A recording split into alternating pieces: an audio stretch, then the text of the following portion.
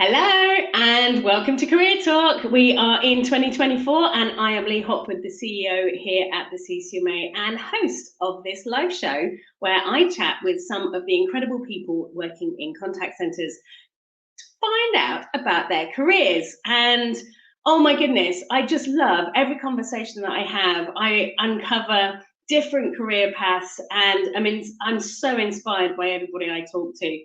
And it's just so lovely to hear so many people who have had such an incredible career. And I am so pleased that we start the year with Emma Dark, CCXP, who has recently joined Cuckoo, the broadband provider that wants to accelerate full fibre delivery in the UK. And she is their new customer experience director. And by the way, full fibre broadband is something that I could really do with fibre broadband. Anybody that watches some of the stuff that we do, I had a disaster before Christmas, but all is good now. But Emma, welcome. Thank you, Lee. Happy New Year.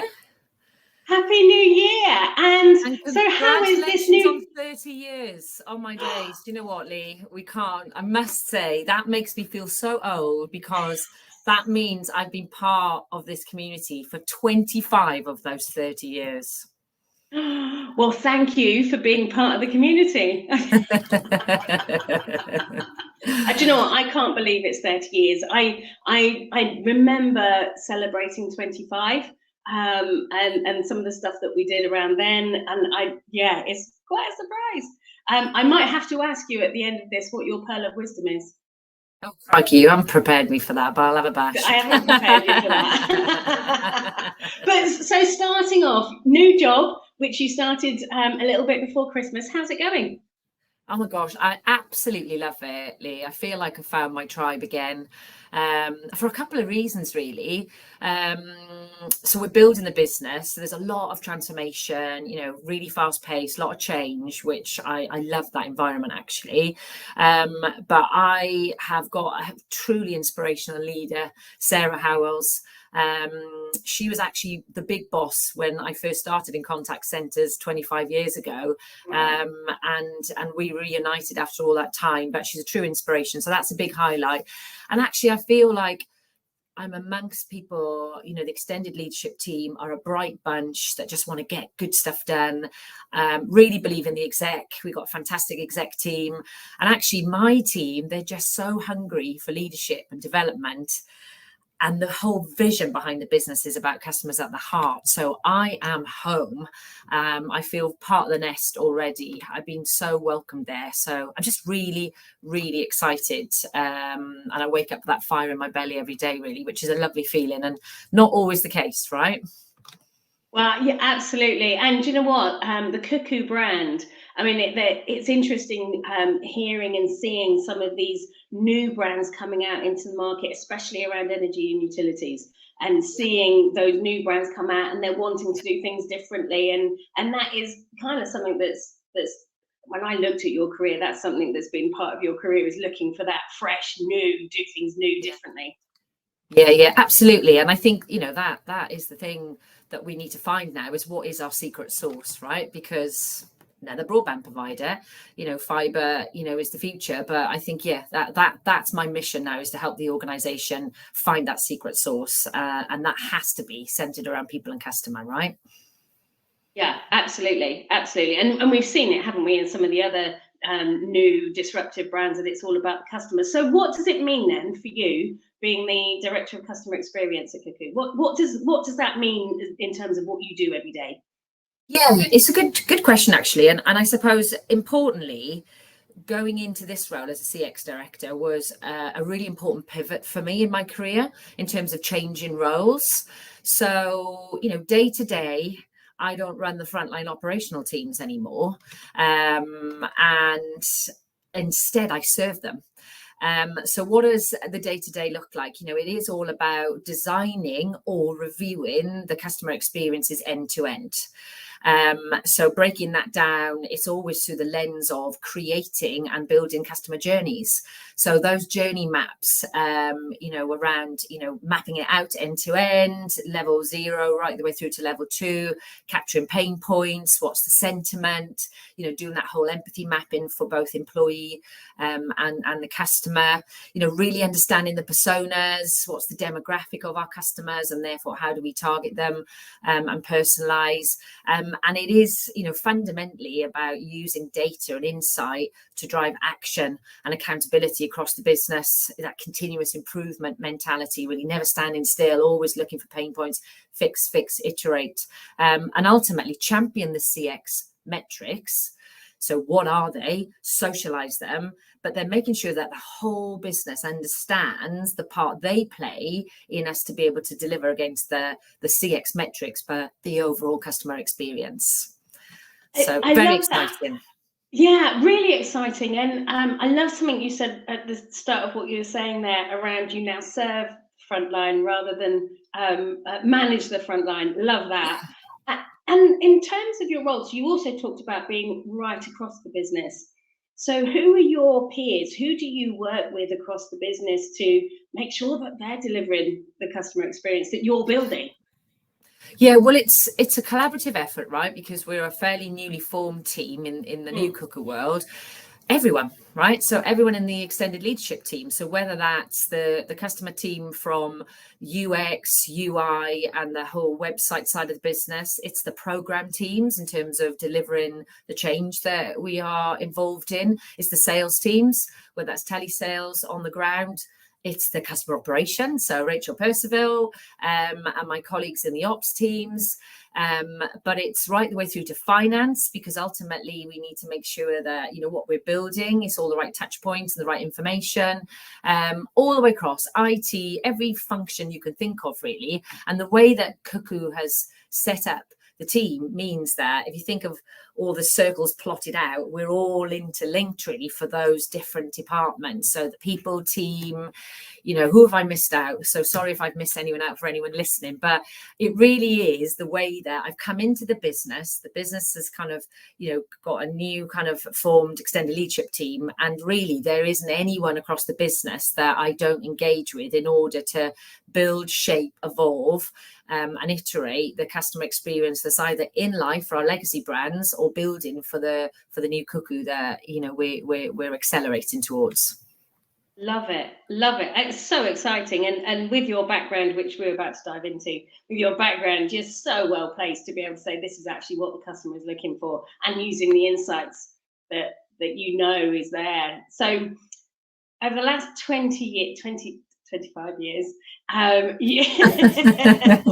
little while now, you've been working. I mean, your career, your background is so varied, and from working as a team leader, and I want to go to what you did before you were a team leader, through to quality training and coaching. You've done project management, operational transformation, and obviously heading up contact centers. And you've worked with some of the most amazing brands, and I mean Cuckoo now, but you've been at Estee Lauder, Addison Lee, the White Company, ASOS. I mean, what an incredible experience in your career you've had. Very lucky. Worked with some amazing brands and amazing people. Genuinely, it's been a hoot. It really has. And I've got lasting memories, learnings, and friendships across all of those brands, really. So yeah, and it has been varied, and in a way, some of that's down to my genuine passion about being inquisitive and learning. It's one of my strengths, learning, and I just love to kind of poke around, find out, and just understand more. So therefore, it's allowed me to really think outside of the box in terms of the types of things that I want to get involved in. And because I've been around great people and had great mentors and great teams, then it's just lent itself for things to just, kind of evolve from one opportunity to the next. So I feel very lucky for working across all of those brands with the teams that, that I've worked with along the way, really. And what I find most interesting when I chat with people so senior as yourself is that many have had lots of different roles in lots of different areas, in Yeah, particular in the contact centre. yeah, And I think you're right, it gives you those opportunities to learn, it gets you an opportunity yeah, to see what you like, what you don't like. yeah, Um, yeah. and it is fascinating. And what is it that you love about this industry? What is it that because I know you're very passionate about the industry with some of the stuff that you do. Yeah. Why? Yeah, do you know what? I am, and have always been proud to be part of the customer service, contact center, call center back in the day industry. Um, and why? I think from the word get go, really, when I started in Swansea, back in '99, it's just been so much fun. And what I love about the industry, it's full of great people, no egos. Love the fact everyone's so like-minded, really sharing a passion for customer and people. It's just in the DNA, really. It's what just permeates through every conversation you have. um the highs and lows of my career, because things aren't always easy, right? And I feel like I've had such an open and supportive forum in the industry that it's become, the industry is like my friend, really, if that doesn't sound too corny. Because I really feel that it's integral to my personal identity, and it continues to motivate and inspire me every day. I mean, I love looking at LinkedIn to see the stories shared across the sectors, across the industry, whether it's the team leaders on the ground, really talking about what they've done with morale and motivation. It's that whole caring, sharing, mentality.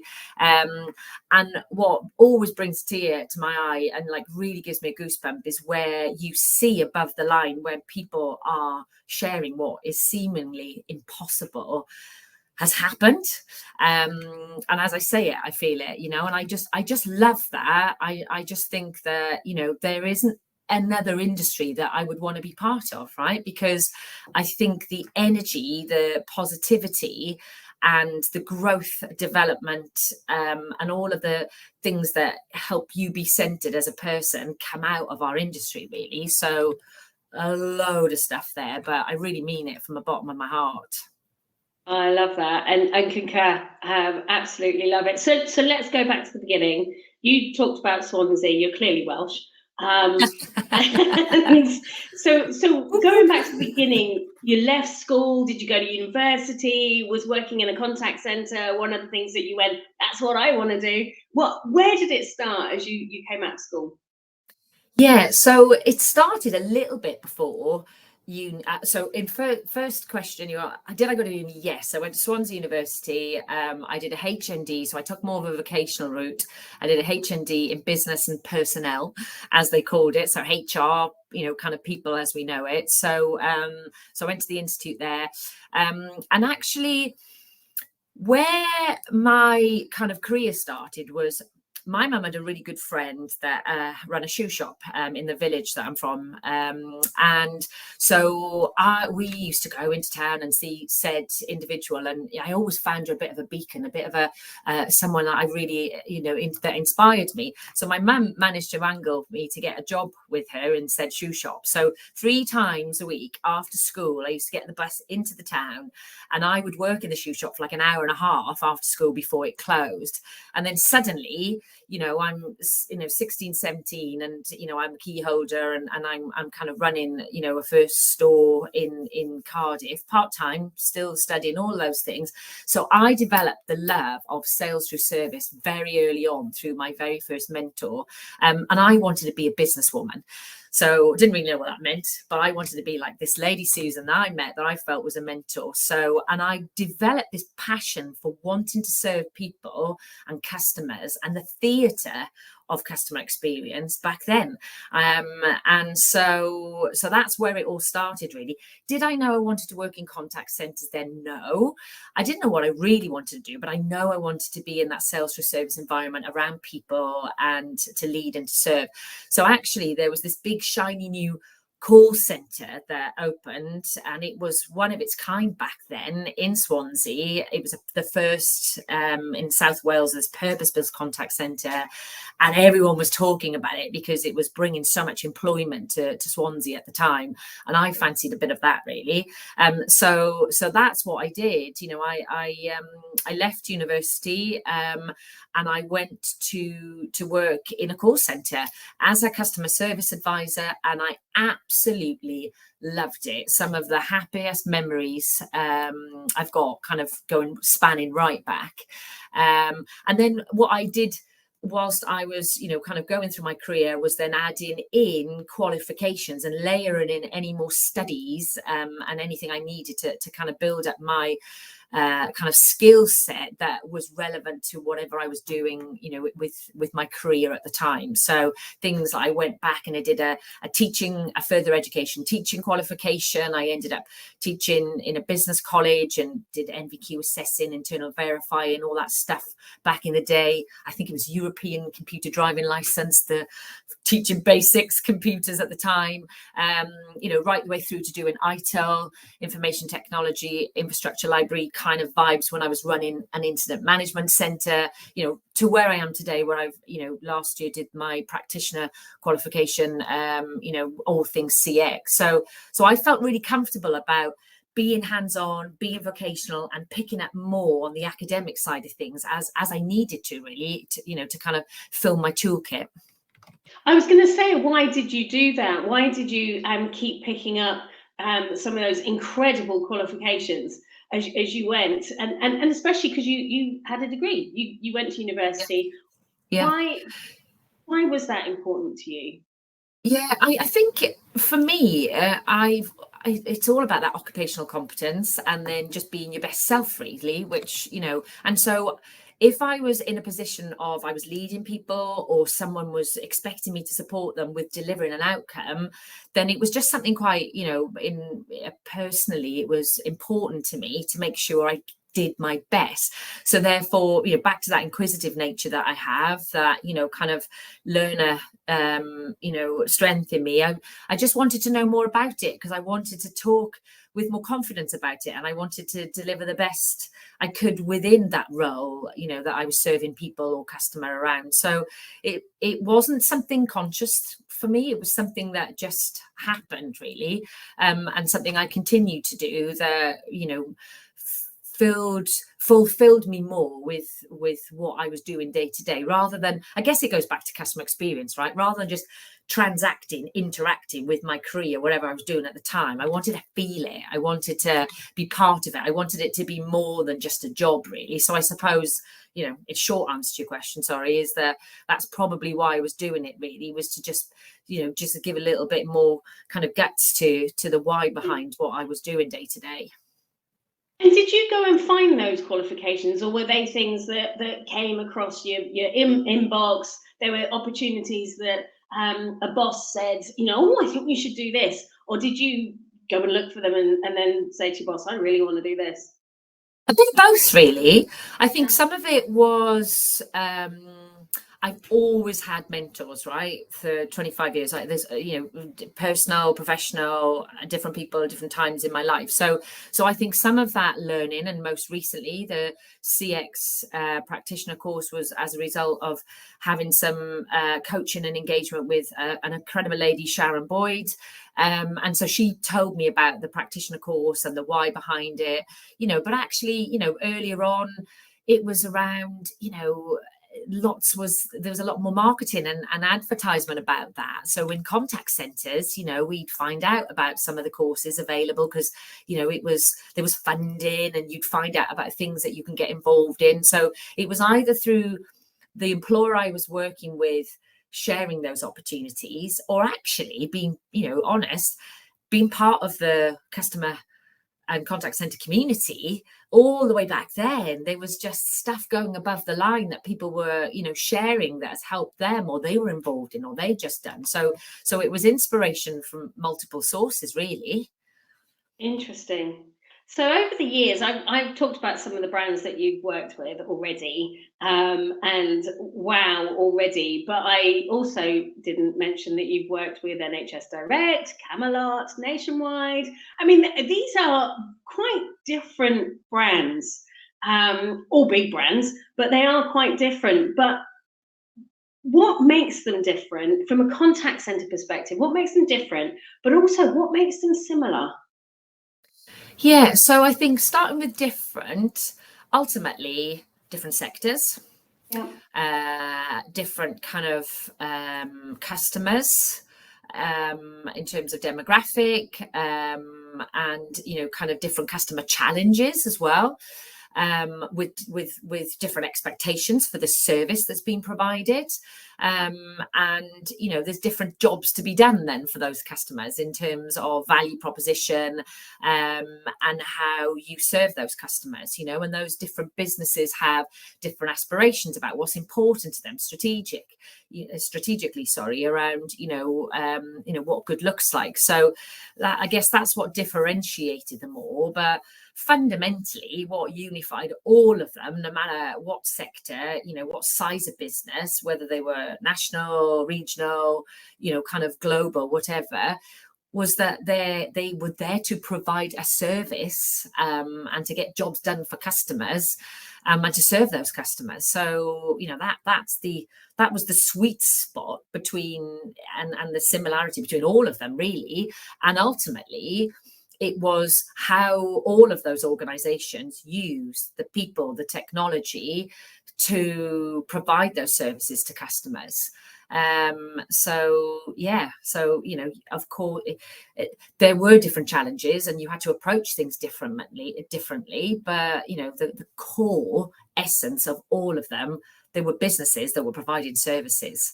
So it needed to be successful, and it needed to be commercial, and it needed to and in order to do that from a contact center perspective as well, it was about still getting it right first time, learning from mistakes, kind of delighting customers, acquiring customers, hanging on to customers, and all of those really basic things were the same whichever way you looked at it, really.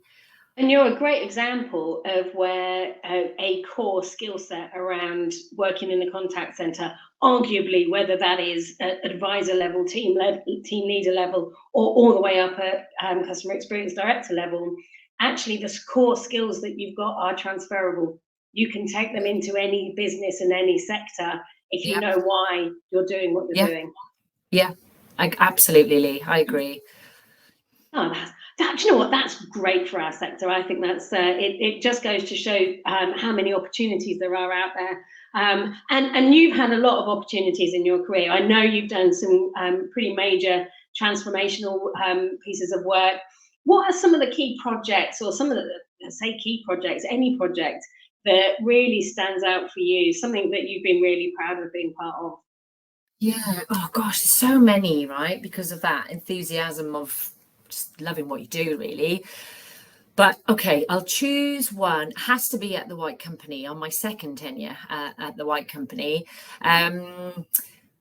We wanted to better understand our customers, right, as we all do. And so my team and I kind of started a project where we went down the route of coming up with a personas. So we worked with the data and Experian, and we really did, that kind of proper exercise of understanding the customer base and developing those customer personas. But it wasn't just an exercise that became a pen portrait and then, tick a box.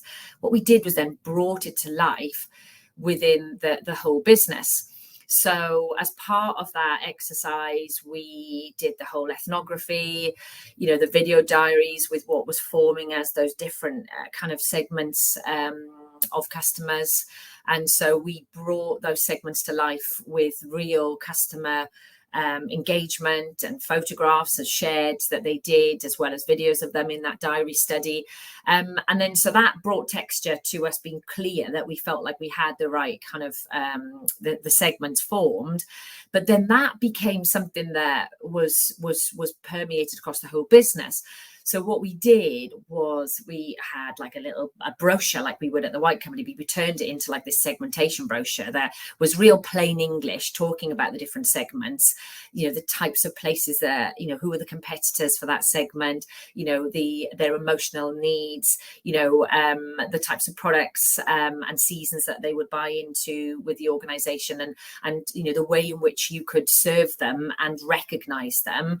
And that was done from lots of collateral, but we also did a whole, when you joined the business, it was part of the induction where you got to know the customer segments and better understood them.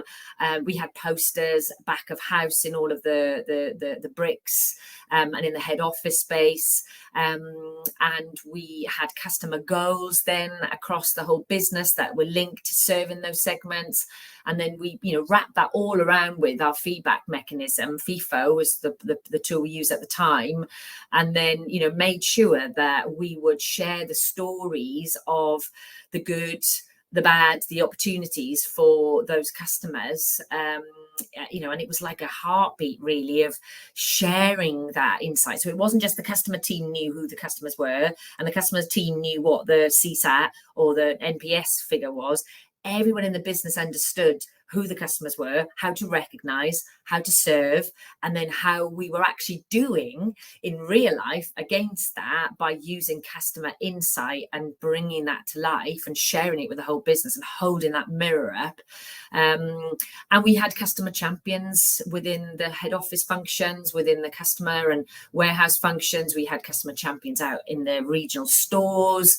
We went as far as having like little badges, heart badges, to kind of award people when they were the champion or customer centricity. So that for me was a truly customer centric transformational piece of work that was tangible, and I would say a bit of a legacy really, in terms of feeling like people were talking about the customer even when I wasn't in the room. And they were talking that whole Jeff Bezos mantra of leaving an empty chair in the room for a customer. I truly felt that project meant, and people told me, we did it as a team, right? So this isn't self-praise here, but people said to me, actually, now I feel like I know the customer and I can really make sure that when we're in those meetings and making decisions around, are we going to do this or aren't we going to do that? There was that genuine kind of closeness to the customer that stopped them in their tracks to think, well, actually, what would that segment, Violet, for example, what would Miss Violet think about if we were to do that in that way? How about Miss Green, type of thing. And so it just really sharpened the pencil beyond belief really around the customer centricity across the whole business. Massively proud of that. Wow. And there will be businesses today that are looking to do that maybe haven't yet done that. And that was a little while ago. That's an incredible project. Yeah. Incredible. Yeah. And and I don't know if you won any awards for it, but I know that you are synonymous with awards. You're a judge on the UK National Customer Contact Centre Awards, and you are also a judge on the European Contact Centre and Customer Service Awards. You hosted the CX Awards. I'm going to say 2 years ago. We are in 2024. And I know that you have won awards. Why do you think the awards piece is so? Why do you get involved in the awards piece in the way that you do? Why do you think it's so important for the industry? And what have you won along the lines? Yeah, I mean, listen, I feel honoured and really humble, every time I get the opportunity to be part of, the EXAs.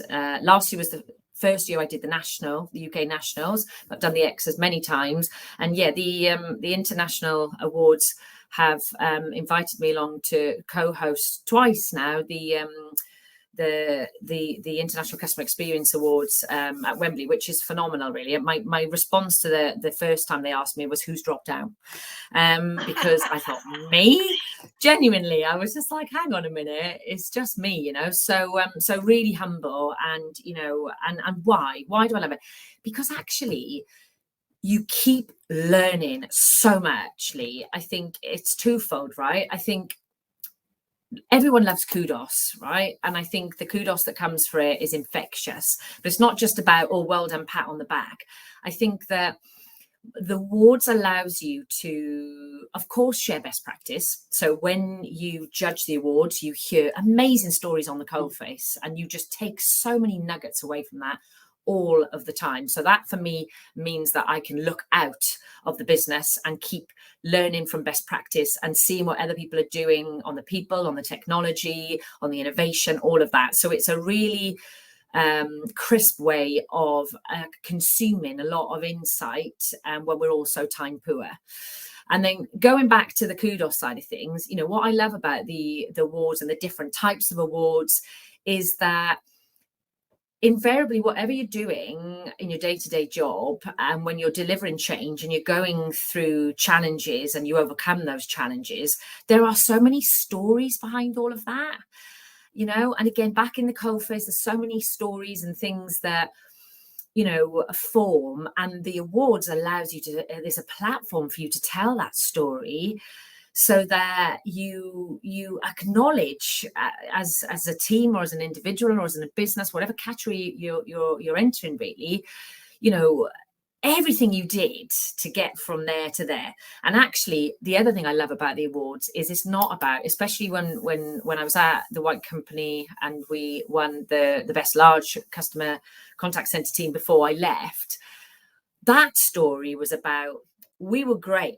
and then we lost it, and we had a mountain to climb to get back up there. So actually, the awards isn't about you're up there and you're perfect all of the time. The awards allows you to say, we went from good to great, or we went from dreadful to good. You know, it allows you to tell the story of whatever that incremental, marginal, whatever it is, growth you've had as a team, as a business. It allows you to celebrate that and not to normalize it, because I think we all go through different challenges with people, technology, times in our life. You know, businesses is doing well, business isn't doing well, whatever. And I think often in our industry, because it's full of incredible people that make stuff happen, we normalize things that are actually inspirational and are hard frigging work to deliver. And actually, by having the awards platform, someone will learn from how you have done it and will benefit from that insight when they might go through a challenge, or when they might implement that technology, you know. So, and it's all cyclical, right? If you think about it, you know, problems, they come and go and they go around. And so therefore, even though technology moves on and things advance, you know, I think that some of it is rinse and repeat, and therefore it's how you apply it to help someone in that moment that's a bit lost with finding answers, really. So yeah, I love it. I just think it's amazing. And when you do it and you get shortlisted, it's unbelievable feeling. And then if you become a finalist, it's just unbelievable. And then if you win, I mean, it's just, honestly, I just think it's brilliant for the people of the team and the business, and it just reminds you why we do it. Yeah. And even if you don't win, it reminds you, or rather not reminds you, it gives you, because your platform allows us to do this as well, is you can listen to the stories of the gold winners and you can think, right, that's where we missed it. Let's go again. Yeah, I'm going to say what you said. I mean, that you're spot on. I love the fact that it's reflective, but it also, as you say, the opportunity to listen to what the gold winners have actually achieved, and the inspiration that you get from them. That for me is one of the reasons we do it. The inspiration, but it helps drive us as an industry forward. It's that for me is a big part of it. You mentioned earlier that you've had mentors all your working life. Yeah. Through that time, they must have given you some cracking advice, because you were doing amazing. What is the best advice that you've ever had along the way? Oh, do you know, I'm going to go all the way back actually to early on in my career, where I really felt out of my depth, you know, particularly when I left Wales and went into London. And, you know, I was a consultant in my early 20s, self-employed. I felt out of my depth. You know, I was really felt maybe in meetings I was talked over or had that imposter syndrome type happening, which I'm sure lots of people listening have had, and it comes in waves. But I remember having some advice from an amazing lady called Nikki Elson, who I worked with at the White Company at the time, and she said to me, in those situations of where I was going to meetings, where I was leaving feeling really like, I'd let myself down. She said, always think about how you want to show up in meetings. What role do you want to play? What's the dynamic in those meetings? And in those meetings, what might stop you from being your best self? So those ones that are always disruptive, or the one that would interrupt you, or the one that would make you shrink type thing. And then she said, discreetly outside of that, get some allies. Think about the people in the room that you get on really well with, and just in a professional way, just ask them to support you with some points you want to land in that meeting, or helping you be that version or that role you want to play in the meeting. So you've got some allies in there to help you where those meetings are going to be challenging, and therefore be intentional about how you show up and how you want to feel when you leave that meeting, which is ultimately to feel great, to feel like you've got your point across, to feel like you've really contributed and landed. And that really helped me actually overcome some of those early imposter syndrome kind of feelings around growing in my leadership and growing in influencing others. And actually, that is something that I pass on to anyone that asks me to mentor them today, where that is a pain point for them, and particularly women, and particularly women in technology, and those that are up and coming in their career. I feel like I've passed that on to them, over time. Oh, great piece of advice. Wish you'd given that to me many, many years ago. That would have been really useful. So I hope that's going to help anyone that's listening today. And so that for me is something that would have been really useful. What do you wish you'd learnt sooner? Oh, what do I wish I'd learnt sooner? Do you know what, Lee? I think kind of playing into that, I wish I learned that it was okay to feel vulnerable and not know all the answers. I like that. I wish I'd given myself a break much sooner on in my career, really, and that probably would have relieved a lot of pressure and allowed me to be more present in some of the amazing opportunities and things that I was involved in. Yeah, nice piece of advice there. I'm with you. But I think having an element of vulnerability, I think supports from a leadership perspective, because people know that you're real. Yeah, absolutely. No, agreed. Do you know what, Emma? This has been fantastic. I've loved chatting with you. Before you finish, I do have some quick fire questions for you. Okay. And I am going to ask you for a pearl of wisdom, although you've already given quite a few. Quick fire questions first. What did you have for dinner last night? Oh, don't. I had a dreadful chicken mayo sandwich from W.H. Smith's at Exeter train station, dashing for a train which proceeded to get cancelled twice. Oh my goodness. So here's another question for you then. Thinking back to where you were in your shoe shop, what was the first record that you ever bought? And I've used the word record, and some people listening might not even know what a record is, but your first vinyl? Oh, I can't believe this. Okay, right, no judging me, anyone listening. When it comes to record, my first record ever was Vanilla Ice, Ice, Ice Baby. Don't, I know, forgive me, but everyone knows the lyrics to that, right? That is so funny. I'm going to say it beats my 5-star. Oh dear. And so New Year's Eve, big party or a quiet night in? Wow. It's an interesting one, actually. It started off civilized Chinese, locally, 8 of us. And then we ended up, all a bit old folks now, we ended up dancing to really rubbish music, sticky feet type pub locally until 3 a.m. in the morning. So I guess you can call that a bit of a big night, really, but nowhere I was going to fancy. say, it's not a quiet night in. Maybe a bit of Vanilla Ice in there as well. Actually, it was that old, the music, then yeah, I was waiting for it. I love it. So, one last question. Do you have a pearl of wisdom? Right, I haven't really thought about this, but I'll give it a go. Listen, I guess it plays into what I've talked about today, and thanks, Lee, for the opportunity. You know, this is amazing to talk to you. I love your team, what you do, and thank you for being a, you know, kind of an oracle in our industry. Mustn't forget to say that. Thank you, and a true support to me personally and professionally. So thanks, Lee. I guess pearl of wisdom for me is, you know, never stop learning. Continue to be inquisitive. Stay humble.